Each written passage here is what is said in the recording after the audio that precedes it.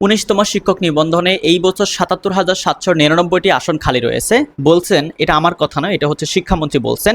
আজকেরই একটা hot news যে এক প্রশ্ন জবাবে শিক্ষামন্ত্রী বলেন ই রেজিস্ট্রেশনের মাধ্যমে ৭৭,৭৯৯টি শূন্য পদ ওনার তথ্য সংগ্রহ করছে এবং খুব শীঘ্রই নতুন বিজ্ঞপ্তি প্রকাশ করা হবে এবং বিজ্ঞপ্তি প্রকাশের আপনারা জানেন 2 থেকে 3 মাসের মধ্যে পরীক্ষা হয়ে যায়। আপনারা এখন বাসায় পড়াশোনা করতে হবে, আগের সিলেবাস অনুযায়ী জেনারেল অংশের ভাটায় প্রস্তুতি নেন এবং আপনি যে বিষয়ে পড়াশোনা করছেন সেই বিষয়ের উপর এমসিকিউ যেগুলো ভালো করে আপনি সব গুরুত্বপূর্ণ তথ্যগুলো পড়ে ফেলেন। যারা নতুন সিলেবাসের আশায় বসে আছেন আপনি কিন্তু ধরা খাবেন, কারণ কি সিলেবাস যখন প্রকাশ পাবে আর তো টাইম বেশি পাবে না। তো এই জন্য আপনি আগের সিলেবাস অনুযায়ী পড়াশোনা করেন, ইনশাল্লাহ ভালো করবেন।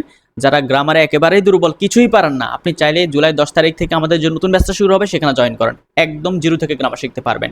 4 থেকে 5 মাস ক্লাস করাবো, A to Z সব কিছু খুঁটিনাটি হাত ধরে শিখিয়ে দিব। আপনি যে মানে স্টুডেন্ট হন, আপনি এই ব্যাচে পড়েন, ইনশাল্লাহ আপনি জব ক্ষেত্রে অনেক ভালো করবেন। দেখেন এনটিআরসির জন্য আলাদা পড়াশোনা লাগে না, প্রাইমারির জন্য আলাদা পড়াশোনা লাগে না। আপনি ইংরেজি শিখবেন, আপনি ইংরেজি গ্রামার শিখবেন, আপনি সব জায়গায় ভালো করবেন। এখানেও রাইট ফর্ম ভার্ব আসবে, ওইখানেও রাইট ফর্ম ভার্ব আসবে। এর জন্য কি আপনাকে আলাদা বই পড়তে হয়? হয় না। সো যারা এগুলা করে, যারা আলাদা কোর্স বেছে, আপনি এগুলো পাত্তা দিবেন না। আপনি হচ্ছে ইংরেজি গ্রামার শিখবেন, আপনি ভোকাবুলারি শিখবেন, আপনি সব কিছুতে ভালো করবেন ইনশাল্লাহ। সো জুলাই 10 তারিখে যে ব্যাচটা শুরু হবে 0 থেকে গ্রামার শিখি ব্যাচ 5, এটা অনেক বেস্ট। আপনি ভর্তি হন, ইনশাল্লাহ ভালো করবেন। কোর্সের বিস্তারিত এবং কিভাবে ভর্তি হবে সবকিছু জানতে হলে আপনি হোয়াটসঅ্যাপে মেসেজ করুন আমাকে, অথবা আপনি আমার কমেন্ট সেকশন চেক করেন। Thank you so much.